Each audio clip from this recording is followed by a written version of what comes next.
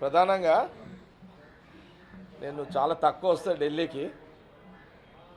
ఒకసారి సంవత్సరానికి ఒకసారి వస్తా, ఒకసారి 2 నెలలకు ఒకసారి వస్తా. ఈ మధ్యలో 6 నెలలకే వచ్చిన. మొన్న నా కూతురు కార్డు ఇవ్వడానికి 5 నెలల కింద ఏదో వచ్చినుంటి. మళ్ళీ ఒకసారి ఎందుకో రాహుల్ గాంధీ గారిని, ఖార్గే గారిని కలవాలని వచ్చిన. నేను వచ్చిన విషయాన్ని కూడా నిన్న మీడియా ముందు చెప్పిన. సరే, రాహుల్ గాంధీ గారు నేను వచ్చి 6 రోజులైంది, కానీ 4 రోజులు వారు టూర్లోనే ఉన్నారు రాహుల్ గాంధీ గారు. సరే, ఆల్రెడీ రాహుల్ గాంధీ గారిది 15 రోజుల ముందు, 10 రోజుల ముందు, 1 మంత్ ముందే ఆల్రెడీ టూర్స్ డిసైడ్ అయ్యి ఉంటాయి. అయినా సరే ప్రయత్నం చేద్దాము రాహుల్ గాంధీ గారిని కలవాలని వచ్చిన ప్రధానంగా ఈ రాజ్యసభకు సంబంధించిన తెలంగాణలో 2 ఉన్నాయి. ఆ 6 నెలల మీద కింద వచ్చినప్పుడు కూడా హనుమంతరావు గారు, వైసీరీత పెద్దోళ్ళు, ఎన్ఐసీ యూత్ కాంగ్రెస్, జట్టి కుసుమ్ కుమార్ కూడా కమ్మ సామాజిక వర్గము, కానీ కమ్మ కోట కాకుండా ఆయన ఎన్ఐసీ యూత్ కాంగ్రెస్, హనుమంతరావు గారు సీనియర్ నాయకులు, వైసీరీత పెద్దవాళ్ళు అని ఆ రోజు కూడా నేను రాహుల్ గాంధీ గారు చెప్పడం జరిగింది. మళ్ళీ ఒకసారి చెప్దామని వచ్చిన. సరే, సహజంగా మనందరూ కూడా తెలుసు, ఇంకా చాలామంది కూడా మా పార్టీలో ట్రై చేస్తారు కూడా, చేయాల్సిన అవసరం కూడా ఉంది, చేసుడు తప్పు కాదు. కొంత క్యాస్ట్ ఈక్వేషన్ కూడా చేస్తుంటారు. ఇంకా కొందరు బీసీలను, ఎస్సీ మాదిగాను, మేము పార్టీ సీనియర్స్ అని ఇంకా చాలామంది క్లెయిమ్ చేస్తుంటారు. మైనార్టీస్ కూడా చేస్తుంటారు. అంటే అవకాశాలు ఇప్పుడు వస్తాయా, మళ్ళా ఇంకెప్పుడన్నా ఖాళీ ఉన్నప్పుడు వస్తాయా, మళ్ళీ ఎప్పుడన్నా వస్తాయా అనేది మనం పక్కకు పెడితే, అల్టిమేటివ్ డిసిషన్ లాస్ట్ ఫైనల్గా కేసీ వేణుగోపాల్ గారు, అట్లాగే ఖార్గే గారు, దాని తర్వాత అల్టిమేటివ్ సిస్టంలో రాహుల్ గాంధీ గారు ఆ డిసిషన్ తీసుకుంటారు. కాబట్టి సోనియా గాంధీ గారి యొక్క నాయకత్వంలో బహుశా మరి రాహుల్ గాంధీ గారు తీసుకునే డిసిషన్లో అల్టిమేట్ రాహుల్ గాంధీ ఏ డిసిషన్ తీసుకుంటారో దాన్ని కాంగ్రెస్ పార్టీ ఎంటైర్ అందరు కూడా ఫాలో అవ్వడం జరుగుతుంది. సరే, నేను చెప్పిన 2 పేర్లేని కాకుండా చాలామంది ట్రై ఇంకా అడుగుతున్నారు. కొందరు ఇంకా వేరే వాళ్ళకి రికమెండ్ కూడా చేస్తుంటారు. ఇప్పుడు ఇక్కడ నేను ఈ 3-4 రోజులలో కూడా విన్నా, అజ్మదుల్లా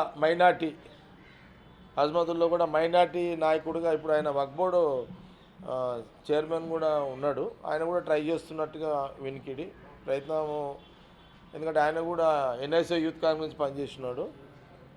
అలాగే సాంబయ్య గారు ఇది మాదిక సామాజిక వర్గానికి సంబంధించి మన వారు కూడా ఏదో వారి పరంగా కొందరు రికమెండ్ చేస్తున్నట్టు కూడా విన్నా. అట్లనే ఇప్పుడు మనకు వేముల నరేందర్ రెడ్డి కూడా, ఆయన పేరు కూడా నేను విన్నా ఇక్కడ. అంటే వేముల నరేందర్ రెడ్డికి కూడా వేముల నరేందర్ వేముల కాదు, వేమ్ కన్ఫ్యూజ్ అవుతుంటా. రెడ్డి కదా, బీసీ కాదు కదా. వేమ్ నరేందర్ కూడా నాకు తెలియదు. అంటే ఆల్రెడీ షబ్బీర్ అలీ గారు కూడా అక్కడ అడ్వైజర్ ఆయన అంటున్నాం, తెలియదు నాకు, అది తెలియదు. మరి నేనైతే ఇక్కడ మేజర్గా వేమ్ నరేందర్ రెడ్డి గురించి విన్నా, అట్లాగే అజ్మదుల్లా గురించి విన్నా. సాంబయ్య గారు చాలా సీనియర్ నాయకుడు కదా మాదిగ సామాజిక వర్గానికి. ఓకే కావచ్చు, మరి షబ్బీర్ అలీ గారు కూడా అందుకని చాలా సీనియర్ కదా, ఆయన కూడా ఎక్స్ మినిస్టర్, బహుశా వారు కూడా ఉండొచ్చు. జీవన్ రెడ్డి గారు పేరు కూడా ఏదో అన్నారు. జీవన్ రెడ్డి గారి కోసం కూడా కొందరు చెప్తున్నారు, రికమెండ్ చేస్తున్నారు. అంటే ఇక కొంత ఎవరైనా వాళ్ళ గురించి రికమెండ్ చేయడము, ఎవరు రికమెండ్ చేసినా ఇప్పుడు ఏదో అయిపోతుంది, ఎప్పుడా అనే తర్వాత రాహుల్ గాంధీ గారు డిసిషన్ చేస్తారు. సరే, మొత్తం మీద వేము నరేందర్ రెడ్డి అండ్ అజ్మదుల్లా, ఇంకా సాంబయ్య గారు, ఇంకా మీరు అన్నట్టు షబ్బీర్ అలీ గారు, లేకపోతే ఇంకా సంపత్ ఏమన్నా ఉన్నాయా మీకు వెళ్ళామన్నా? అంటే మన చేతిలో లేదు, వీళ్ళకే మా తెలంగాణలోకి ఇవన్నీ ఇది రాహుల్ గాంధీ గారు అది ఆయన అది చెప్పింది మేము వింటాము, మా అభిప్రాయాలు షేర్ చేస్తున్నాం అంతే. అంతేగాని మాకు అక్కడోళ్ళని ఇక్కడ ఇవ్వద్దు. మాకు ఆ, అడిగే అడిగే స్వతంత్రం ఉంది, కానీ మేము శాసించేది మాకు కాదు, మాది కాదు కదా. అల్టిమేటు సోనియా గాంధీ నాయకత్వంలో రాహుల్ గాంధీ గారు పార్టీ ఆయన అడుగుజాడల్లో నడుస్తుంది ఇదంతా. తర్వాత పార్ట్ ఆఫ్ ప్రియాంక గాంధీ గారు ఉంటే కానీ రాహుల్ గాంధీ గారి డిసిషనే కదా, వారు తీసుకుంటే. కానీ మాకున్న స్వేచ్ఛా స్వతంత్రంలో ప్రతి ఒక్కరూ అడగవచ్చు, ప్రతి ఒక్కరూ కోరిక చెప్పుకోవచ్చు. కాంగ్రెస్ పార్టీలో ఢిల్లీలో వచ్చి చెప్పుకోవచ్చు. సరే, ఇప్పుడు మాకు తెలంగాణలో కాంగ్రెస్ గవర్నమెంట్, ఇప్పుడు గవర్నమెంట్ ఉంది. ఇప్పుడు సీఎం రేవంత్ రెడ్డి గారు ఉన్నారు, పిసిసి ప్రెసిడెంట్ మహేష్ గౌడ్ ఉన్నాడు, ఇన్ఛార్జ్. వాళ్ళ అభిప్రాయాలు వాళ్ళైతే ఓపెన్ చెప్పలేరు కదా. అడిగేవాళ్ళు మాలాంటి చెప్పేవాళ్ళు స్వేచ్ఛగా చెప్పగలుగుతాము. ఇప్పుడు సీఎంగా ఆయన ఓపెన్గా చెప్పలేడు. ఆయన కూడా అల్టిమేట్ రాహుల్ గాంధీ గారు ఏం చెప్తే అది చేయాల్సిందే.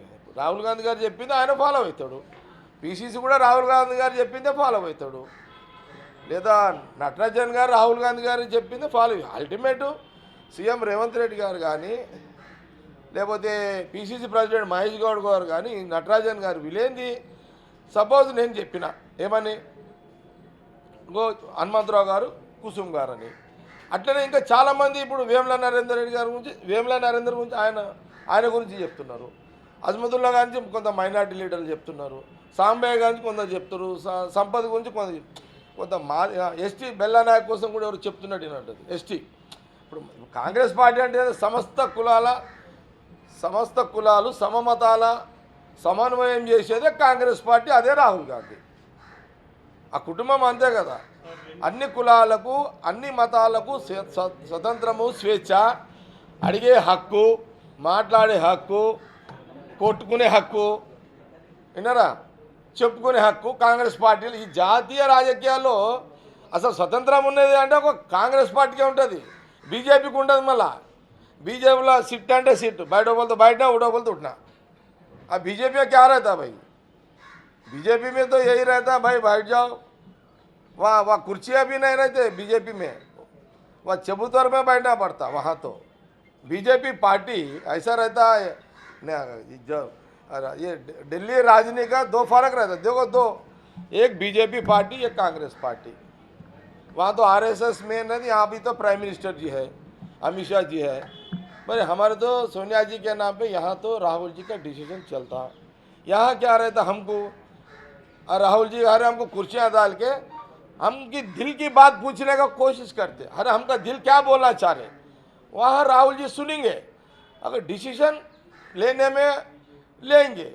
मगर बीजेपी में क्या रहता, खाली अब बोलने का भी नहीं रहता, सुनने वाला भी नहीं रहता, बोलने वाले भी नहीं, बोलने को नो डेमोक्रेसी बीजेपी पार्टी में। अब बोलने का ही सुनने, बोलने वाले को कोई इंडिपेंडेंस नहीं है, सुनने वाला है कौन वहाँ। पर कांग्रेस में जितने भी बोल ना सके बोलो, सुनने वाले यहाँ रहते हैं। ये बीजेपी को या कांग्रेस को इतना फर्क रहता। इसलिए आज जो भी हम दिल्ली में, आज दिल्ली में भाई आज जगह रेडी हूँ मैं, आज आके जितना लोगों को मैं, कल कार्य जी को मिला मैं, ऑल इंडिया प्रेसिडेंट को, ठीक है। राहुल जी तो थोड़ा टूर में है, अभी हम आने का, हम जो टाइम आए वो गलत टाइम पे आए, तो मैं तो बाकी का जिधर कहाँ बोलना वहाँ बोल दिया। केसी जी भी नहीं है, केसी जी भी टूर में है, इसलिए मैं तो as a sincerely as a Jagga Reddy Congress party worker leader, मेरे हिसाब में मैं आज का वीएच हनुमंतराव जी एंड जेटी कुसुम कुमार के नाम बोलते हुए कुछ ये नामा भी सुना हूँ मैं। या तो ये लोग अभी तो इलंग के लिए भी बोलने वाला है, वेम नरेंद्र रेड्डी और सांबయ్య जी, वो अजमतुल्ला, अब कुछ लोग कौन शबीर अली समझो, संपत समझो, मदियाश की गौड़ समझो, जितने लोग जो क्लेम आज आप यहाँ अभी आएगा नहीं, कभी आएगा, ఇప్పుడు కాదు ఎప్పుడోసారి వస్తుంది కదా, అడగడం తప్పు కాదు కాబట్టి అడుగుతున్నాం. అది అందుకోసమని ఇప్పుడు, ఎందుకంటే నేను ఇప్పుడు నాకు 7 గంటలకు బండి ఉంది కాబట్టి ముగింపు మీతో మాట్లాడిపోదామని మీడియా ముందుకు వచ్చిన. 2 స్థానాలు ఖాళీ అవుతున్నాయి, 80 మంది సంఖ్యాబలం కావాలి, కానీ పార్టీ ఫిరాయించిన ఎమ్మెల్యేల సంఖ్యాబలం లేకుండా మీ అభ్యర్థి గెలిచే అవకాశం లేదు. సో వాళ్ళ మద్దతు తీసుకుంటారు మీరు? అంటే ఒకటేమో క్లియర్ ఉంది, ఒకదానికి మెజార్టీ కావాలి. అది ముఖ్యమంత్రి గారు, రాహుల్ గాంధీ గారు, మా ఖార్గే గారు వాళ్ళు పీసీసీ ప్రెసిడెంట్ కూర్చొని వాళ్ళు చేస్తారు. ఎందుకంటే అల్టిమేట్ రెస్పాన్స్ సీఎం గారి మీదనే ఉంటుంది కదా, ముఖ్యమంత్రి గారు. ఎందుకంటే అది ఆ రోలు వేరే రోల్ చేసేది కూడా కాదు. సరే ఎట్లా అది భర్తీ చేయాలి ఏంటి అనేది కొంత చెప్పకుండానే ముఖ్యమంత్రి గారు చేసే ప్రక్రియ కాబట్టి ఇంకా 6 మంది 10 మంది ఎమ్మెల్యేల సపోర్టు ఎవరిది తీసుకొని చేస్తే బాగుంటుంది అనేది అది కాన్ఫిడెన్షియల్ విషయం కాబట్టి అది ముఖ్యమంత్రి గారి పరిధిలో ఉంటుంది. అది మేము దాని మీద మేము మాట్లాడలేము. దాని మీద కవితకి లిక్కర్ కేసులో క్లీన్ చిట్ ఇచ్చింది కదా కోర్టు, సిబిఐ కేసులో. మీరేం ఎట్లా స్పందిస్తారు ఈ కేసులో? చాలా విమర్శలు చేశారు కదా liquor Congress leaders. Aam Aadmi party Arvind కేజ్రీవాల్కి, Manish సిసోడియాకి కేసులో సిబిఐ కేసులో క్లీన్ చిట్. Trial court. ఇప్పుడు ఏం చెప్తాం మనం దీని మీద? అంటే ఈ తీర్పును ఎట్లా చూస్తుంది కాంగ్రెస్ పార్టీ? ఎందుకంటే ఈ అంశాన్ని చాలా ప్రచారంలో వినియోగించారు కదా మీరు. ఇదొక గేమ్, ఇదొక పొలిటికల్ గేమ్. బీజేపీ ఒక పొలిటికల్ గేమ్. ఇది వాళ్ళు ఒక అవసరానికి ఒక తీరు చేయొచ్చు, ఒక అవసరానికి ఇంకో తీరు చేయొచ్చు. ఇప్పుడు జనరల్గా ఏముంటుందంటే ఎట్లా గెలిచినాం అనేది కాదు, గెలిచినాం అనేది ఇంపార్టెంట్. అవతలని ఎట్లా ఒత్తినాం అన్నది కాదు, వాడు చక్కగా అయినా లేదా అనేది ఇంపార్టెంట్. వచ్చేసిన दुश्मन दोस्त बन गया, दोस्त दुश्मन बन गया, वो भी हो सकता, पॉलिटिक्स में ये भी हो सकता, वक्त के हिसाब में चलता रहता होगा। एक ज़माने में तो जो जो ये क्या, ये माफिया, क्या माफिया ये, लिक्कर माफिया, एक दिन क्या बोले बीजेपी हुकूमत गवर्नमेंट पार्टी ये लिक्कर माफिया बोल के बोले। ये कौन बोले? पहले तो BJP party, BJP government Delhi में ये लिक्कर माफिया है, ये लिक्कर माफिया को हम सीधा साधा ये लोगों को अरेस्ट करने का तो हुक्म दे दिए। देश वालों को बीजेपी गवर्नमेंट, बीजेपी पार्टी दिया ना, ये लिक्कर माफिया है। फिर जिस दिन तुम लिक्कर माफिया बोले उस दिन अरेस्ट किए। आज लिक्कर माफिया नहीं है, वो लोगों को क्लीन चिट दे दिए। दो भी किया कौन decision? BJP party, BJP government. इसमें क्या हमारा कांग्रेस का क्या रोल है भाई? इसमें तो हम तो अपोजिशन के हैं अब तो। हाँ, अब अभी माफिया लिखकर वो बोलते अरेस्ट करते, आप ही क्लीन चिट दे दिए। బీజేపీ వాళ్ళ క్లీన్ చిట్ వచ్చింది కవితకి. నేనేమంటున్నా, లిక్కర్ మాఫియాని కవిత అండ్ బ్రదర్స్, ఏది మీ ఢిల్లీ బ్రదర్స్, వాళ్ళందరూ లిక్కర్ మాఫియాని మీరే అరెస్ట్ చేశారు కదా.